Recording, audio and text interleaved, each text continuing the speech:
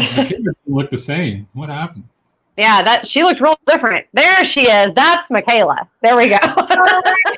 There she is. That's her. And we have Maslow today. Hi, Maslow. Popular demand, yes. Yes, by very popular demand. And Maslow is a very special dog. So what's very special about Maslow?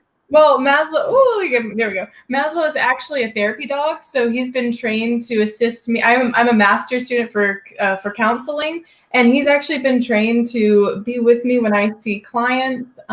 We haven't been able to start that work just yet because I've just started, so I'm trying to get my feet wet in just the general counseling skills. But he's gone with you to the hospitals and things like that for quite some time. Yes, he has, and he has been involved in group work with me, just not individual counseling as of yet. And so Maslow is employed, is what we all need to take away from this. That's right. And if Maslow can do it, so can you. So can you. That's right. Motivation. And one thing I wanted to ask you about, Michaela, is because one topic that's always kind of been up in the air, and it's something I'm actually passionate about. What is your take on the psychology of bringing animals into the workplace and how that might benefit a workplace? Ooh, so yes, there have been several workplaces that have done this, that have incorporated animals into just into the work environment. And honestly, studies have shown that it decreases stress a lot. It increases productivity. I've read a couple of these. So I'm actually doing research right now regarding technically emotional support animals, but a lot of the therapy animals, emotional support animals, service animals, they intertwine.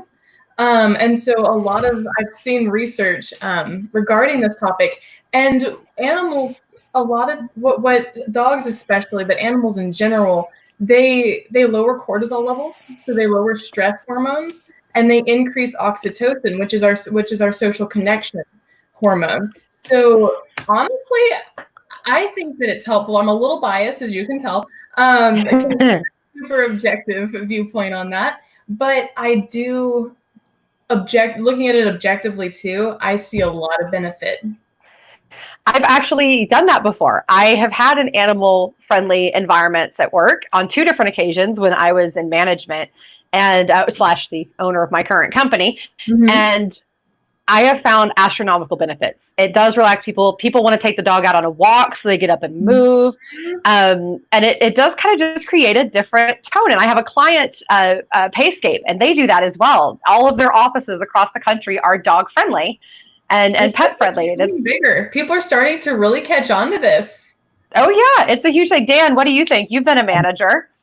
In theory, I love the idea. I can tell you that I think I would do it once with my dog. I have a 75-pound Doberman, and she would. That would be fun the first time, and then she's 2 years old, so she'd want to play with every other dog, and it would be more stressful because she'd be like, I take her for a walk every morning, and I feel like my arm's going to get ripped off when she sees another dog, right? So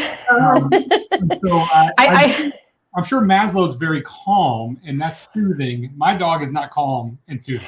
I think it works better when you have one at a time. I like the rotating schedule of bringing one dog in at a time. Yeah, instead of a plethora of, because then you do have that problem of wanting to play together for sure. That's a really good point and I think also maybe even something to think about, Dan, then would be if you still wanted to incorporate something like that for your employees and just give them a little bit of a break, a little bit of a reprieve, is to get a dog like Maslow, just a therapy dog around town, because there are a lot of companies that do this, that just go around town and come and have them come to visit. And so it wouldn't have to be an all-day thing, just an idea, just a small intervention to do. Yeah, to lower stress at work. I love it from a couple different viewpoints. One, just kind of, it's fun. And then I think that anything that I can do when I'm working with a team or leading a team is anything that I can do to give different dimensions to people. Because I think that when you're able to bring in your own animal, that gives people a kind of an insight of who you are and those types of things. And then when other people are just around animals, there's just a different vibe and connection. And I think that also gives a different dimension of just teams working together and an added collaboration component. Yes, I love that, the added collaboration, because it's so true. Animals just contribute a whole new dynamic. They do. They do. So, Michaela, you had something you wanted to talk to us about today regarding. Yeah. Well, I'm so glad you started out with this. Sorry, I could talk about this for forever. Good Lord. I know. You my passion, my passion nerve. Well, yeah, I want to sort of switch gears here, and hopefully y'all can bear with me as I do. We have a rare opportunity. In fact, y'all have given us a very rare opportunity by doing an international show, because I see this as the opportunity being unity, and that we can really connect on a global level through opportunities like Career Launch and what you have given us here. And so I really wanted to take a moment to open up a space for everyone watching. And I'm sure you guys, Catherine and Dan, will be more than happy to help sort of get this started with me. I really wanted to open up a space for people to be able to for people watching. Even I know you can leave comments, and you can even choose to leave them anonymously if you wish. Just to share your hardships, to share your experiences of what you're going through, because I see that as the most profound way for us to experience unity and connection together, is to be able to share in those experiences with each other. Is that something y'all are open to doing, Dan and Pat? Oh, 100%. Yeah. I mean, I think the more opportunities that folks have to realize that they aren't alone in whatever is going on, right? I mean, my exact stress or anxieties may not be the same as somebody else's, but I have stress and anxieties. and the more opportunities I have to get that out of me, off, and that alone, of kind of that idea of releasing, if you don't have somebody in your life to do that with, which I find that a lot of people don't. I feel blessed that I have just an incredible wife that does that with me and for me, but a lot of people don't have that. And so certainly, I mean, if there's and I do this pretty often with folks, is that when I'm connecting with people about leadership development, helping them kind of identify how they can be better leaders, I'm really digging in and asking the probing questions to get down to really what the root pain is, right? And so, and sometimes people are forthcoming with that pretty quickly, but oftentimes that takes multiple layers of understanding. Yes. And so, I would totally. I love that you even mentioned that, Michaela, because if people are watching and need to offload something or get some advice about something, I certainly want to be available. And I know that Catherine feels the same way.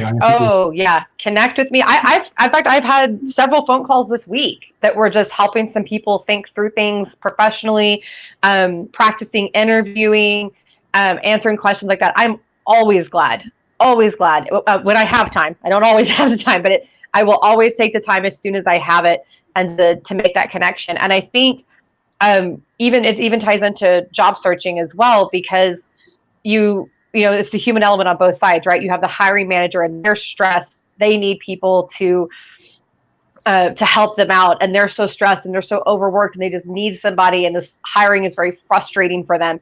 And there's a certain psychology behind that, and there's a psychology behind the job seeker who's tired of applying and tired of going to interviews and all that. So have compassion and understanding and empathy for each other, and help each other out, and talk about how you can help each other out. And by the way, candidates, that will help you get a job.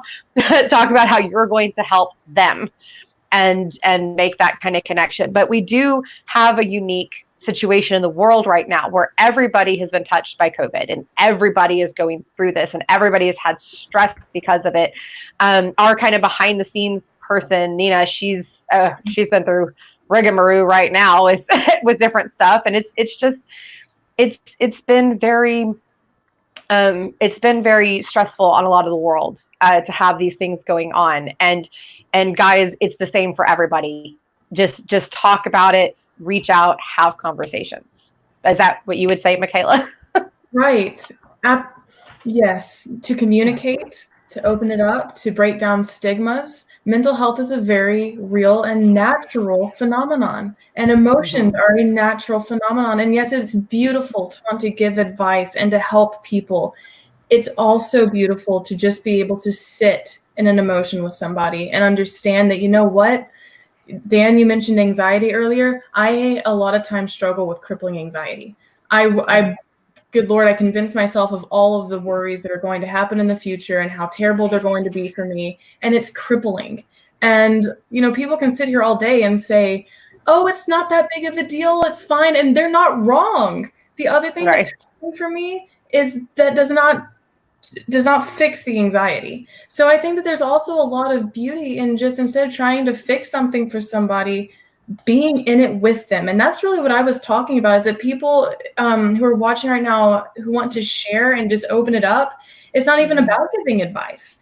And if that's the way I want to take it, if you want advice, please ask. I'll give you what I can. I also can give you myself, and I can just sit here and understand and be with you in it. And that's really what I was moving more towards. Yeah. And I think that is very important, just to embrace the situation. And Dan and I have talked about even what that looks like in a professional setting. When an employee comes to you and says, hey, I am going through this. I had an employee one time come to me and say, my wife just tried to commit suicide. Okay. And you just have to stop. Michaela, this story because I called you actually right after this happened. I went to meet with a brand new client who just lost his child. And I mean, literally, I was not expecting that walking in, and it hit. And I just stopped and I had a conversation about that and just sat there and let him say what he needed to say and then move on. And I think that is really important, just to be able to acknowledge a person's situation. Yeah, it's so important to just, and this is something, this rings so true for me. It's something I'm working on constantly. I oftentimes, and maybe people will relate with this, I want to fix things. Having technical issues, sorry guys. You're okay. I want to immediately go into fix mode because I'm like, uh-oh, so you're in trouble. I have all the answers. Let me help you. And this is something that I've worked on for years now with my wife, is that she just wants to offload information to me, right? She just wants to tell me stuff. And so I've gotten to this position now because of, I think, maturity and just reading and trying to be better at it, is saying, it's just listening and saying, one of the things I literally do, I'm going to give away one of my secrets here, is that I tell her, do you know what you need to do next? And that's a good question. And if she says yes, I'm like, okay, well, how can I support you? If she says no, it's, can I offer some suggestions or thoughts or ideas? And so that's how I navigate that. And I find that for me, in the way that I think, the ability to just be available, be listening is the key component there.